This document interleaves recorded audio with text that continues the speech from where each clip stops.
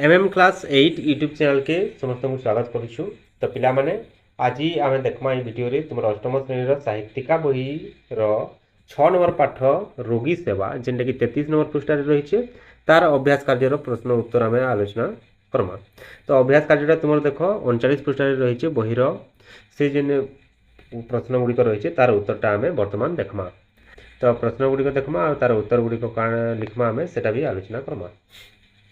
है तो पहला प्रश्न रही देख आस कथबार्ता हवा। पहला क नंबर देखिए देख से समय ग्रामवासी डाक्तर विषय कौन धारणा थिला। ग्रामवासी मानकर डाक्तर विषय कौन धारणा थिला। तो कौन भावुले पिला देख आम उत्तर लिखमा से समय ग्रामवासी धारणा थिला डाक्तर माने केवल कटा कटी करती। डाक्तर माने खाली कटा छटा करसन इटा बोली लोग भावुले। तापर देख ख नंबर कौन रही पिला माने छोट पिला माने कहीं वैद्य को देखी डरुथिले।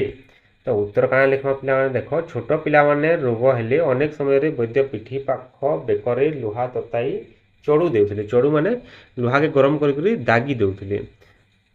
तो कण देख सही स्थान पाची घा होइदेला से जगहटा पाची होइदेला सेतिले छोट पिला माने वैद्य के देखले डरुथिले। हला तापरे ग नंबर कण रहिचे प्रश्न देख कटा घार चिकित्सा विषय स्वास्थ्य रक्षा बही रे कौन लेखा थिला। तो कण लिखा हैला स्वास्थ्य रक्षा बही उल्लेख थिला जे कटा घारे दुब को छेची। दुब बोले दुबलटा दुब को छेची बा पाटी रे चोबाई लगाई देले रक्त बहिबा संगे संगे बंद हो जाए और घा मध्य शीघ्र सुखी जाए। इटा लिखा है स्वास्थ्य रक्षा बही। तार घ नंबर वैद्य गोड़र कटा घा सुखाइबा पई केउ जिनिसर व्यवहार करदुले। काना दुले पिला माने दुबलटा दुले। तो सेटा आमे लिखमा दुब घास छेड़ाई व्यवहार करदुले। हला तार सुदुरियाना किए कण लिखमा पिला माने सुदुरियाना होइचंती महान जनसेवक सुदर्शन प्रहराज। से साइकिल रे बुली बुली रोगी और दुखी मानकर सेवा करथिले। तो सेटा आमे लिखमा। तापरे 2 नंबर आसला 2 नंबर के जिमा 2 बा 3टी धाड़ी रे उत्तर लिखिबा। धाड़ी माने वाक्य रे लिखमा 2 किबा 3टा वाक्य रे गुटे वाक्य रे जेन उत्तर जेतकी हेबा से हिसाब आमे लिखमा। तो पहला कण कहि देखो जहा करिवे साई ताहा कहारी हाथ रे नाही लेखकंक बापा एकथा काहे कि कहिथिले। देखो भगवान उपर भरोसा जितेले से कहसन। तो लिखमा आमे लेखकंक बापा रोग शज्या पड़िथिबा बेले अर्थात खटा जिते पड़िथिले रोग जिते होता शेष मुहूर्त से समय ईश्वरंक उपर भरोसा करी यह कहिथिले विधिर विधान को कहीं अटकाई पारिबे नाही जहा हेबार थिबो ताहा निश्चय हेबो। तापर ख नंबर रही देख बोऊंकर स्नेहपूर्ण आदेश लेखक भांगी न पारिबार कारण कौन। तो उत्तर लिखमा लेखकंकर बोऊंक प्रति गभीर भल पाइबा और असुस्थ अवस्था छाड़िबा उचित नुहे बोली विचार करी बोऊंकर स्नेहपूर्ण आदेश को से भांगी पारि नथिले। पहला तो लेखक निजर माँ के बहुत भल पाउथिले ताकर सेवा शुश्रूषा करथिले आ जेतेले बोऊ ताहाकू अनुरोध करे जे तु निजा तु पड़े भल नहीं लगे बोली जिते कहले से लेखक से आदेश के भांगी नहीं पारी आउ से रही जाते है। ग नंबर तार देखमा सुदर्शन प्रहरायर व्यक्तित्व किपरि थिला। तो सुदर्शन प्रहराज जड़े जनसेवक थे जी कि गाँ गाँ बुड़ी लोक मान सेवा करते। से बलिष्ठ थे कर्मठ थे पर दुख कातर थे अर्थात पर दुख देखिए से सही नहीं पाते ताकि साहाय्य करवार लगे आगे जाऊे से आम कह पर दुख कातर। तापर निरलस व्यक्ति थे अर्थात अलसुआ नहीं थे शीत खरा वर्षा के खातिर नहीं कर से भोग शोष भूली सबू क्या कहते रोगी दुखी मान सेवार निजे उत्सर्गीकृत करते। तो से आम लिखमा है। सत्यवादी विद्यालय छात्र माने किपरि रोगी सेवा करुथिले केनारे कहले देख आम लिखमा सत्यवादी विद्यालय रोगी सेवा पाठ्यांतरभुक्त थिला अर्थात सेटा पढ़ाबार व्यवस्था रही सेन आचार्य महाशय तत्वावधान छात्र मानू पाली करी एही सेवा कार्य करने को पड़ूला। जड़े जड़े के पाली दिगला आम स्कूल जेनता विभिन्न काम करवार लगी पाली करुचु से प्रकार सेवा कार्य लगी भी पाली कराइला। तो काण कहला से पिला देख छात्रावास रे कौन पिला को कौन पिला ज्वर पड़े ताहार सेवा करवा और पथी कराइबा एवं डाक्तरखाना औषध आनी देवा व्यवस्था करने को होता। झाड़ा परिस्रा हो गले बिछना धोई परिष्कार करने कार्य भी से पिला करवा जे से दायित्व रोला। तो ये प्रकार व्यवस्था रही है। 3 नंबर रही देख आस मन पकाई उत्तर लिखा।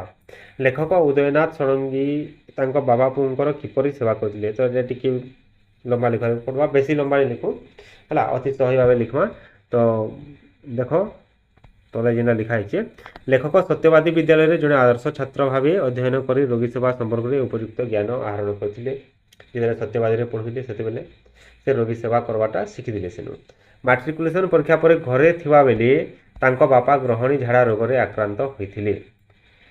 ଲେଖକ ପିତାଙ୍କ ରୋଗ ଶଯ୍ୟା ନିକଟରେ ଦିନରାତି ବସି ସେବା କରିଥିଲେ। ଝାଡ଼ା ରୋଗ ହେତୁ ବାପାଙ୍କ ବିଛଣା ଚାଦର ବାରମ୍ବାର ମଇଳା ହୋଇଯାଇଥିଲା। ତେଣୁ ବିଛଣା ଚାଦର ବଦଳାଇବା, ପଥି ଖୁଆଇ ଦେବା, ଉଠି ବସାଇବାରେ ସହାୟତା ପ୍ରଦାନ କରିବା ଆଦି କାର୍ଯ୍ୟ ଲେଖକ ନିଜେ କରୁଥିଲେ। ତ ତାଙ୍କର ବାପାକେ ଯେତେବେଳେ ଝାଡ଼ା ରୋଗରେ ପୀଡ଼ିତ ଥିଲେ ତାଙ୍କର ବାପା, ସେତେବେଳେ ଦେଖ ତାଙ୍କର ଖଟ୍ ଯେନ୍ ଶୋଇଥିଲେ ସେ ଜାଗାଟା ମଇଳା ହେଇଗଲା, ତ ସେଟା ସବୁ ବଦଲା କରୁଥିଲେ। ତାଙ୍କର ବାପାକେ ଖାଇବାର ପିଇବାର୍କେ ଦେଉଥିଲେ, ତାଙ୍କର ଗୋଡ଼ ହାତ ବି ଆଉଁସି ଦେଉଥିଲେ। ତ ସେଟା ଆମେ ଲିଖ୍ମା। ରାତି ଅନିଦ୍ରା ହୋଇ ସେ ବାପାଙ୍କ ଦେହ ହାତ ଆଉଁସି ଦେଉଥିଲେ। ବାପାଙ୍କ ପରି ବୋଉଙ୍କ ଶେଷ ସମୟରେ ମଧ୍ୟ ଲେଖକ ତାଙ୍କ ପାଖେ ପାଖେ ରହି ସେବା କରିବାର ସୁଯୋଗ ପାଇଥିଲେ। ତାଙ୍କର ମା ଯେତେବେଳେ ରୋଗ ଶଯ୍ୟାରେ ପଡ଼ିଥିଲେ ସେତେବେଳେ ବି ସେ ସେବା କରିଥିଲେ ସେହି ସମାନ ପ୍ରକାର। କଟକରେ ଚାକିରି କରିଥିବା ସମୟରେ ଲେଖକ ଦିନକ ପାଇଁ ଛୁଟି ନେଇ ଆସିଥିଲେ, କିନ୍ତୁ ସେ ସମୟରେ କାଣା ହେଇଥିଲା ତାଙ୍କର ମାଆଟା ଜ୍ୱର ପଡ଼ିଥିଲେ। ତ ମା ତାହାକୁ କହିଥିଲେ ଲେଖକଙ୍କୁ ଯେ ରହିଯା ବୋଲିକରି, ତ ସେ ରହିଯାଇଥିଲେ ଆଉ ମାଆଙ୍କର ସେବା କରିଥିଲେ। କିନ୍ତୁ ମାଆଙ୍କର ଶେଷ ମୁହୂର୍ତ୍ତ ଆସିଯାଇଥିଲା, ସେ ମା ବି ଚାଲି ଯାଇଥିଲେ। ତ ସେ ସମୟରେ ବି ମାଆଙ୍କର କାଣା ହେଉଥିଲା ସେ ବିଛଣାରେ ହିଁ ମଳମୂତ୍ର ତ୍ୟାଗ ହେଇଯାଇଥିଲା, ବାସ୍ ସେଟା କି ଲେଖକ ସଫା କରୁଥିଲେ ଆଉ ଇ ପ୍ରକାର ନିଜର ମା ବାପାର ସେବା କରି ସେ ନିଜର ଜୀବନକେ ଧନ୍ୟ କରିଥିଲେ। ତ ସେଟାକି ଆମେ ଲିଖ୍ମା ଏଇଥିରେ ଯେ ପ୍ରକାରେ ଲିଖା ହେଇଛି ହେଲା। ତ ଠିକ୍ ଅଛି, ଦେଖ ଖ ନମ୍ବର ଆମେ ଦେଖମା ସତ୍ୟବାଦୀ ବିଦ୍ୟାଳୟରେ ଛାତ୍ରମାନଙ୍କୁ ରୋଗୀ ସେବା କାହିଁକି ଶିକ୍ଷା ଦିଆଯାଉଥିଲା। ତ ଆମେ ଉତ୍ତର ଲିଖ୍ମା କାଣା ପିଲାମାନେ ଦେଖ ସତ୍ୟବାଦୀ ବନ ବିଦ୍ୟାଳୟ ସାଧାରଣ ବିଦ୍ୟାଳୟ ନଥିଲା, ତାହା ଥିଲା ମଣିଷ ତିଆରି କାରଖାନା। ତ ବାକି ବିଦ୍ୟାଳୟରେ ସେଟା ଭିନ୍ନ କିସ୍ମର ଥିଲା, ସେନ ସବୁ କିଛି ଶିକ୍ଷା ଦିଆଯାଉଥିଲା। ସେଠାକାର ଛାତ୍ରମାନେ ପ୍ରତ୍ୟେକ ବିଷୟରେ ଶିକ୍ଷା ଲାଭ କରୁଥିଲେ। ସ୍ୱାବଲମ୍ବୀ ହେବା ପାଇଁ ସେବା ମନୋବୃତ୍ତି ପ୍ରକାଶ କରିବା ତାଙ୍କ ବିଦ୍ୟାଳୟର ଅନ୍ୟତମ ଉଦ୍ଦେଶ୍ୟ ଥିଲା। ପିଲାମାନେ କେନ୍ତାରେ ସ୍ୱାବଲମ୍ବୀ ହେଇପାରିବେ, ନିଜର ଗୁଣେ ନିଜେ ଠିଆ ହେଇପାରିବେ ହେଲା, ସମାଜର ସେବା କେନ୍ତାରେ କରିପାରିବେ, ଭଲ ସମାଜ କେନ୍ତାରେ ସୃଷ୍ଟି ହେଇପାରିବା, ସେ ଦିଗରେ ଶିକ୍ଷା ଦାନ କରାଯାଉଥିଲା ସେଇଆରେ। ଏପରିକି ସେଠାରେ ରୋଗୀ ସେବା ପାଠ୍ୟାନ୍ତର୍ଭୁକ୍ତ ଥିଲା। ରୋଗୀମାନଙ୍କର କେନ୍ତାରେ ସେବା କରାଯିବା ସେଟା ବି ସେ ପାଠର ଅନ୍ତର୍ଭୁକ୍ତ ଥିଲା। ଆଚାର୍ଯ୍ୟ ମହାଶୟଙ୍କ ଦାୟିତ୍ୱ ଓ ତତ୍ତ୍ୱାବଧାନରେ ଅନ୍ତେବାସୀ ମାନେ ଯେଉଁ ଛାତ୍ରାବାସରେ ରହସନ୍, ହଷ୍ଟେଲରେ ରହସନ୍, ସେମାନଙ୍କୁ ଅନ୍ତେବାସୀ କୁହାଯାଇଛି। ତ ଅନ୍ତେବାସୀଙ୍କୁ ପାଳି କରି ରୋଗୀ ସେବା କାର୍ଯ୍ୟ କରିବାକୁ ପଡ଼ୁଥିଲା। ରୋଗୀ ସେବା ପାଳି ଦାୟିତ୍ୱରେ ଥିବା ପିଲା ପ୍ରତିଦିନ ସକାଳେ ଗୋଟିଏ ଛୋଟ ଗ୍ଲାସରେ କିଛି କିଛି ନିମ ଛେଲି ବା ଚିରେଇତା ସିଝା ପାଣି ପ୍ରତି ପିଲାଙ୍କୁ ଦେଉଥିଲା। ସେଟା ସେ ବ୍ୟବସ୍ଥା ଥିଲା ସେ ପ୍ରକାର। ତ ପ୍ରତ୍ୟେକ ପିଲାମାନଙ୍କର ପାଳି କରାଯାଇଥିଲା, ଯାହାର ପାଳି ଥିବା ସେ ଏଇ କାମଟା କରବା ହେଲା। ଯେତେ ଅରୁଚିକର ହେଲେ ମଧ୍ୟ ସମସ୍ତେ ତାହା ପିଇବାକୁ ବାଧ୍ୟ ଥିଲେ। ଛାତ୍ରାବାସର କୌଣସି ପିଲା ଜ୍ୱର ବା କିଛି ବେମାରରେ ପଡ଼ିଲେ ତା ପାଖରେ ରାତିଦିନ ବସି ରହିବାକୁ ପଡ଼ୁଥିଲା। ଡାକ୍ତରଖାନାରୁ ଔଷଧ ଆଣି ତାହାକେ ଖୁଆବାରେ ପଡ଼ବା। ତାପରେ ଉତ୍ତାପ କେତେ ତାପମାତ୍ରା ରହୁଛି ଶରୀରରେ ସେଟା ବି ଚାର୍ଟରେ ଲିଖବାରେ ପଡ଼ବା। ଦୁଧ, ଶାଗୁ, ବାଲି, ପସାରୁଣୀ ପତ୍ର ସଂଗ୍ରହ କରି ପଥି କରାଇବା, ମାନେ ଯେନ୍ଟା ରୋଗ ସମୟରେ ଯେନ୍ଟା ଖାଇସନ୍ ସେଥିପାଇଁ ପଥି କହୁଛୁ ଆମେ। ତ ସେ ପଥି କରାବାର ଦାୟିତ୍ୱ ବି ସେ ତାର ପାଖେ ରହୁଥିଲା। ଏପରିକି ରୋଗୀର ମୁଣ୍ଡ ଗୋଡ଼ ଚିପି ଦେବା, ଝାଡ଼ା ପରିସ୍ରା ହୋଇଗଲେ ବିଛଣା ଧୋଇ ପରିଷ୍କାର କରିବା ଆଦି କାର୍ଯ୍ୟ ରୋଗୀ ସେବକକୁ ହିଁ କରିବାକୁ ପଡ଼ୁଥିଲା। ଯେନ୍ ଦିନ ଯେଉଁ ଛାତ୍ରର ପାଲିଥିବା ସେ ନିଜେ ସେ କାମଟା ସବୁ କରବା ହେଲା। ତ ଏଇଟା ଥିଲା ଆମର ସତ୍ୟବାଦୀ ବିଦ୍ୟାଳୟର ବିଶେଷତ୍ୱ ହେଲା। ତ ଏଇଟା ଆମେ ଲିଖ୍ମା ଖ ନମ୍ବର। ତାପରେ ଦେଖ ଗ ନମ୍ବର ଆସିଲା ଆଚାର୍ଯ୍ୟ ମହାଶୟ ଛାତ୍ରାବାସରେ ଶିକ୍ଷାର୍ଥୀମାନଙ୍କର ସେବା କରିବାର କାରଣ କ'ଣ ଥିଲା। ତ ଦେଖ ଶିକ୍ଷାର୍ଥୀମାନେ କାହାନୁ ଶିଖିବେ, ଆଚାର୍ଯ୍ୟ ମହାଶୟନୁ। ତ ଆଚାର୍ଯ୍ୟ ନିଜେ ଯଦି ସେବା କଲେ ବେଲେ ଶିକ୍ଷାର୍ଥୀମାନେ ସେମାନଙ୍କନୁ ଶିଖିକରି ନିଜର ଜୀବନରେ ସେଟା ପ୍ରୟୋଗ କରିପାରିବେ ହେଲା। ତ ଆମେ ଉତ୍ତର କାଣା ଲିଖ୍ମା ଦେଖ ଆଚାର୍ଯ୍ୟ ମହାଶୟ ଛାତ୍ରାବାସ ଦାୟିତ୍ୱରେ ରହିଥିଲେ। ପ୍ରତ୍ୟେକ ପିଲା କିପରି ସୁସ୍ଥ ଓ ନିରୋଗ ରହିବେ ତାହା ତାଙ୍କର ମୂଳ ଲକ୍ଷ୍ୟ ଥିଲା। ସେତେବେଳେ ସେହି ବିଦ୍ୟାଳୟରେ ରୋଗୀ ସେବା ପାଠର ଏକ ଅଙ୍ଗ ଥିଲା। ଛାତ୍ରାବାସରେ ରହୁଥିବା ଛୋଟ ପିଲାମାନଙ୍କ ଦେହରେ କାଛୁ ପୁରି ଯାଇଥିଲା, ଛୋଟ ଛୋଟ ଛୁଆମାନଙ୍କୁ ଘା ଦା ବାହାରିଛି। ତ ଆଚାର୍ଯ୍ୟ ମହାଶୟ ନିଜେ ସକାଳେ ନିମପତ୍ର ସିଝା ପାଣି ଗରମ ପାଣିରେ ପିଲାମାନଙ୍କ କାଛୁକୁ ଧୋଉଥିଲେ। ଯେନ୍ ଘା ଦାଟା ବାହାରିଥିବା, କାଛୁ କୁଣ୍ଡିଆ ବାହାରିଥିବା ସେଟାକେ ଧୋଉଥିଲେ। କେଥିରେ ନିମ ପତ୍ର ସିଝା ଲିମ୍ ପତ୍ରକେ ସିଝା ହେଇଥିବା ଆଉ ସେ ପତ୍ରରେ ସେ ପେନ୍ରେ କାଣା କରୁଥିଲେ ସେ ଘାକେ ଧୋଉଥିଲେ। କଷ୍ଟ ହେଉଥିଲେ ମଧ୍ୟ ଆଚାର୍ଯ୍ୟ ମହାଶୟଙ୍କ ଆଗରେ କୌଣସି ପିଲା ମୁଖ ବିକୃତ କରିବାକୁ ସାହସ କରୁନଥିଲେ। ତ ସେଟା ଦେଖ ଯେତେବେଳେ ଗରମ ପେନ୍ ସେ ଘାରେ ଦିଆଯିବା ତ କଷ୍ଟ ହେବା, କିନ୍ତୁ ସେ ପିଲାମାନେ ସେଟା ପ୍ରକାଶ ନି କରୁଥାଏ ଆଚାର୍ଯ୍ୟ ମହାଶୟଙ୍କ ଡରେ ହେଲା। ପିଲାଙ୍କ ଯନ୍ତ୍ରଣା କମ୍ କରିବାକୁ ସେ ସରସ ମଜାଳିଆ କଥା କହି ଏପରି ମଜାଇ ଦେଉଥିଲେ ଯେ ପିଲା କାଛୁଦିଆ କଷ୍ଟ ଜାଣିପାରୁନଥିଲେ। ତ ସେ ଯେତେବେଳେ କାଛୁକେ ଧୋଉଥିଲେ, ସେ ଘାକେ ଧୋଉଥିଲେ, ସେ ସମୟରେ ତାକୁ ବିଭିନ୍ନ ପ୍ରକାର କାହାଣୀ କହୁଥିଲେ, ବିଭିନ୍ନ ମଜାଳିଆ କଥା କହୁଥିଲେ, ଯାହାଦ୍ୱାରା ପିଲାମାନେ ସେ କଷ୍ଟକେ ଅନୁଭବ କରିନିପାରୁଥିଲେ, ତାଙ୍କର କଥାରେ ରସି ଯାଉଥିଲେ ହେଲା।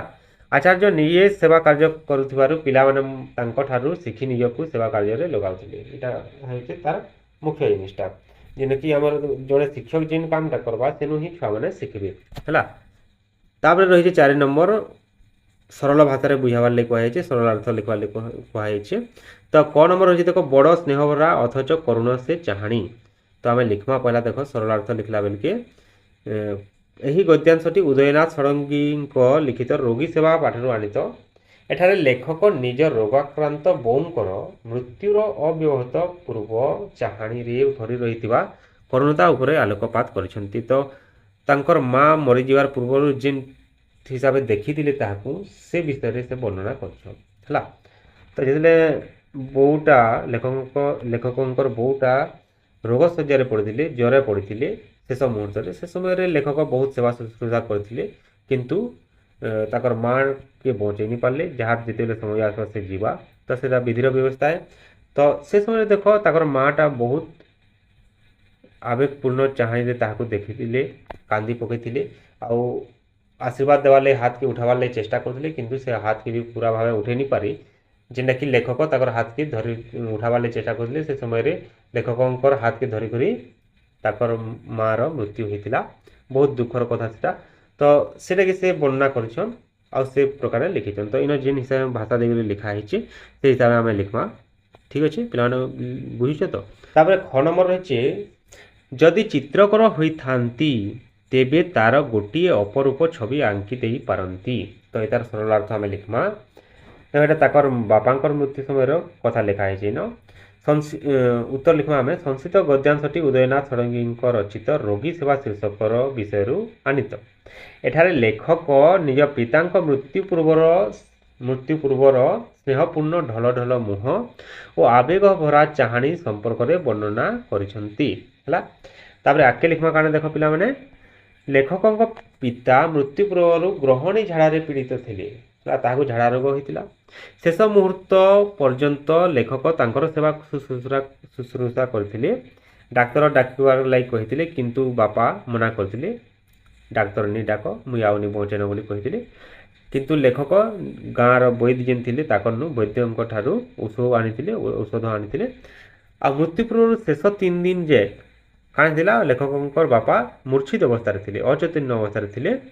ଯେତେବେଳେ ବି ଟିକେ ଚେତା ଆସୁଥିଲା ଲେଖକଙ୍କୁ ପହିଲା ଖୋଜୁଥିଲେ, ଆଉ ଲେଖକଙ୍କର ପିଠିରେ ହାତ ବୁଲାଉଥିଲେ, ଆଉ ସ୍ନେହପୂର୍ଣ୍ଣ ଚାହାଣୀରେ ଦେଖୁଥିଲେ।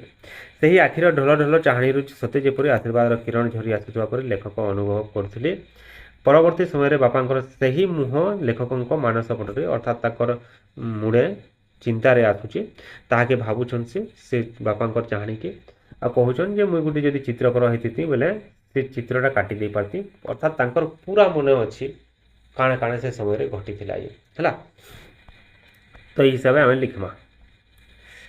ତାପରେ 5 ନମ୍ବର ରହିଛି ପିଲାମାନେ ଦେଖ, ଆସ ତଲେ ଦିଆଯାଇଥିବା ଅନୁଚ୍ଛେଦଟି ପଢ଼ିବା ଓ ତାକୁ ଉତ୍ତର ମନେ କରି ତା ପାଇଁ କିଛି ପ୍ରଶ୍ନ ତିଆରି କରିବା। ତ ଏଇନା ଗୋଟେ ଅନୁଚ୍ଛେଦ ଦିଆଯାଇଛି, ଏଇଟା ପଢ଼ବ, ଆଉ ପଢ଼ି ସାରିଲା ପରେ ଏଇଟାକେ ଏଥିରେ ଆମେ କାଣା କର୍ମା, ପ୍ରଶ୍ନ ବନାବା ହେଲା। ପ୍ରଶ୍ନ ଯେନ୍ତାକି ଦେଖ ଆମର ଏ ପାଠ ପଢ଼ା ହେଲା ପରେ ଆମକୁ ପ୍ରଶ୍ନ ଦେଇଛି, ପ୍ରଶ୍ନ ଉତ୍ତର ତ ଆଲୋଚନା କରୁଛୁ, ପ୍ରଶ୍ନ ଦେଇଛି ନେ, ତ ସେ ପ୍ରକାର ଆମେ ଏଇ ଯେନ୍ 5 ନମ୍ବର ଦେଇଛି ଏଇଟା ପଢ଼ବା, ଆରୁ ସେନୁ ପ୍ରଶ୍ନ ତିଆରି କର୍ମା। ପ୍ରଶ୍ନ ଏଇନା ମୁଁ କେତେଟା ତିଆରି କରିଦେଇଛେ, ଏଇଟାକେ ଲିଖବ। ଆଉ ଯଦି ନିଜେ ବି ପ୍ରଶ୍ନ ତିଆରି କରିପାରୁଛ ତାହେଲେ ବହୁତ ଭଲ କଥା, ନିଜେ ତିଆରି କରବ ହେଲା। ତାପରେ ଦେଖ 6 ନମ୍ବର ରହିଛି, ଆସ ତଲେ ଥିବା କୋଠରୀରୁ ଅକ୍ଷର ନେଇ ଶବ୍ଦ ଗଢ଼ିବା। ଗୋଟେ କୋଠରୀ ଦେଇଛି ଦେଖ, ଏଇଟା ପ୍ରଶ୍ନ ଉତ୍ତର ଖାତାରେ କାଟିଦେବ ପହିଲା, ଆଉ ତାପରେ ତାର ଯେନ୍ ଶବ୍ଦଟା ମାନେ ଆସବା, ତାଲିମ, ସମାଗମ, ସ୍ୱେଚ୍ଛାସେବକ, ପ୍ରଖର, ବିକୃତି, ଛେଉଣ୍ଡ, ତାଗିଦା, ଖଞ୍ଜା, ପ୍ରକୃତି, ଛେଲି, ବଛା, ସେବା, ଏସବୁ ଲିଖବ ହେଲା। ଆଉ ବି କୌଣସି ଶବ୍ଦ ଆସୁଛି ବେଲେ ସେଟା ବି ଲିଖବ। ଠିକ୍ ଅଛି ପିଲାମାନେ, ବୁଝିପାରୁଛ ତ। ତାପରେ ଦେଖ 7 ନମ୍ବର ରହିଛି, ବନ୍ଧନୀ ମଧ୍ୟରେ ଉପଯୁକ୍ତ ଶବ୍ଦ ବାଛି ଶୂନ୍ୟସ୍ଥାନ ପୂରଣ କର। तो पहला देखिए देख बापा शेष 3 दिन डैश अवस्था पड़ी केनटा हाँ पिला माने अचैतन्य ये देख ग्रीन कलर रे लिखा है ये उत्तर रे लिख है बौर शरीर में डैश रोग सॉरी बौर शरीर में रोग डैश शक्ति नथिला केनटा हवा देख प्रतिषेधक केन प्रतिषेधक हवा इटा हवा है आम जेन मूर्धन्य स लगी से हवा प्रतिषेधक तापर माँ पुओ को डैश कले क्या कले आशीर्वाद कले आशीर्वाद माने केनटा हवा सेकेंडटा आशीर्वाद हवा है तापर शुभ डैश आसीगला मुहूर्त आसीगला मुहूर्त देख ये हिसाब से शुभ मुहूर्त आसीगला रोगी उपयुक्त डैश आवश्यक क्या दरकार शुश्रूषा शुश्रूषा माने केन शुश्रूषा हवा ये लिखमा है तापर आरंभ रे अ अक्षर जोग करी 8 नंबर देख आरंभ रे अ अक्षर जोग करी 5टी शब्द गढ़ा नूतन शब्द गुड़ी को तापर 8 नंबर देख पिला माने आरंभ रे अ अक्षर जोग करी 5टी शब्द गढ़ा नूतन शब्द गुड़ी को एठारे लिखिबा सही शब्द गुड़ी को नहीं वाक्य गठन करिबा तो ये देख प्रश्न इ प्रकार रही है रही तो आम उत्तरटा इ प्रकार काटमा आगे नहीं वाक्य गठन ये हिसाब से करमा है दिया ये देख अचैतन्य के नहीं जेनता लिखा है रोगी अचैतन्य अवस्था पड़ रही असामान्य है असामान्य है श्रीकृष्ण लीला असामान्य थिला अहितकर दूषित जल पीवा शरीर प्रति अहितकर अगोचर भगवान लीला समस्त को अगोचर अटे अगोचर माने जेनटा आम जना नहीं आम जेनटा नहीं जानी से अगोचर है अनैतिक अनैतिक कार्य कले लोके निंदा देवे खराब काम अनैतिक बोले खराब तो खराब काम कले लोग निंदा देवे से प्रकार लिखवा आउ भी निजे जदि जानुछ बोले निजे लिखब है तापर देख 9 नंबर रही आस उपयुक्त विपरीत अर्थबोधक शब्द गुड़ी को बड़ कोठरी बाछि सान कोठरी लिखा तो उत्तर लिखवा आम हिसाब से देख असहयोग तापर गोटे आयत क्षेत्र रही देख बही रे तो से असहयोग विपरीत हवा काना सहयोग हवा रोगाक्रांतर काना हवा रोग मुक्त हवा प्रत्युषर काना हवा प्रदोष तापर आशीर्वाद अभिशाप हवा असंभव हवा संभव है 9 नंबर गला तापर 10 नंबर देखा पिला देख एक कथा किए क्या कहते पाख बंधनी मध्य लिखा जहाँ करेंगे साई ताहा कहारी हाथ में नहीं एटा किए क्या कही लेखकों बापा कहन लेखक है पिलाटा काली राति जमा शोना ये कथा किए क्या कही लेखकों बापा कही लेखकों बो को तो से लिखमा तार ग नंबर देख मो धन को किए आणिलाटी किए कही लेखकों बो लेखकों को कही तापर घ नंबर रही देख आसीचु जिते बेले आउ 2टा दिन रही जा किए कही क्या लेखकों बो कही लेखकों को है तापर 11 नंबर आसला पिला माने तले दिया शब्द गुड़ी को संधि विच्छेद कर लिखा प्रश्नोत्तर माने काना प्रश्न आउ उत्तर है प्रश्न जो उत्तर अधिकांश यहाँ अधु नहीं अधिकांश अधिकांश तो कौन है पिला माने अधिक जुग अंश है छात्रावास माने छात्र जुग आवास तापर जगत जगन्नाथ माने जगत जगन्नाथ तार स्वेच्छा स्वेच्छा माने यहाँ स्वेच्छा लिखो है स्वेच्छा यहाँ तो स्वेच्छा के आम लिखमा काने स्वजुग इच्छा स्व बोले आम लिखमा ये प्रकार स्वजुग इच्छा स्वेच्छा है तार 12 नंबर देख भूल लेखा शब्द को ता पाखे ठीक कर लिखा तो इन जिन प्रकार लिखाई देख से लिखा आम रेड कलर जेनटा लिखाई लाल कलर रे सेटा हूँ भूल आउ यहाँ हूँ ठीक शब्द तो आमको खातार 2टा के लिखबार पड़वा है जिन सब लिखाई सब किसी लिखमा आम तो एतकी रही तो ये प्रश्न मान उत्तर देखला तो पिला माने जदि आम वीडियोटा तुमको भल लगुचे बोले निश्चित भाव गोटे लाइक देव आमको उत्साहित करब आउ निजर सांग मान भी शेयर कर वीडियो के और चैनल लिंक भी शेयर कर ठीक अच्छे धन्यवाद।